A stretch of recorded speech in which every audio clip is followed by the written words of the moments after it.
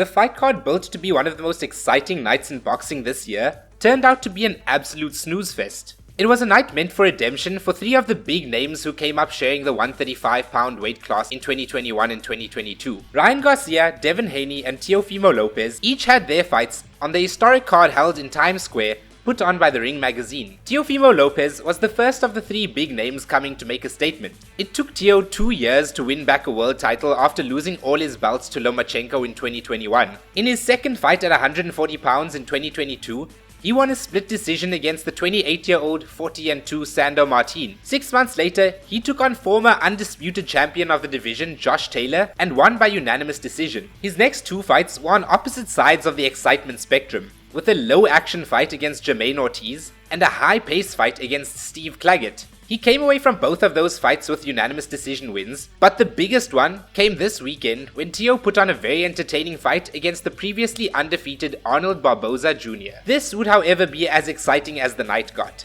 The next two fights saw Devin Haney and Ryan Garcia back in action after their chaotic and dramatic fight over a year ago. Devin Haney was first up against Jose Ramirez, who was fresh off of a loss to Teo's opponent Arnold Barboza Jr. Haney immediately went on the defensive and remained that way for the entire fight, which ended up having the fourth fewest punches thrown in any division ever. Calling it a boring fight would be giving it far too much credit. Haney left immediately after the decision was read and avoided all media for questioning on the disastrous performance. His former opponent, and perhaps still future opponent, Ryan Garcia, had a horrendous night himself. He faced Rolly Romero, who had moved up in weight before Ryan, but came up short against the formidable Pitbull Cruz. Rolly came in more determined and focused than ever to pull off a unanimous decision victory, even knocking down Garcia in the second round. Ryan did come out after the fight to say that his turbulent year has led to a lack of focus and drive, leading us to believe that the best of Ryan Garcia may be behind us. Just as this can also be said for Devin Haney, we didn't expect that we'd possibly be saying this about Canelo Alvarez right after becoming a two-time undisputed world champion. In keeping to the theme of this weekend's boxing, Canelo and William Skull engaged in a very low-action game of cat and mouse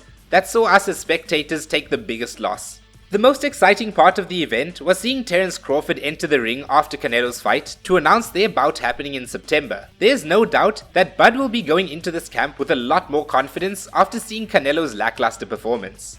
Let me know in the comments if you felt as robbed as I did by this card. Also, if you're enjoying the content on this channel, please consider subscribing and leaving a like on the videos you enjoy.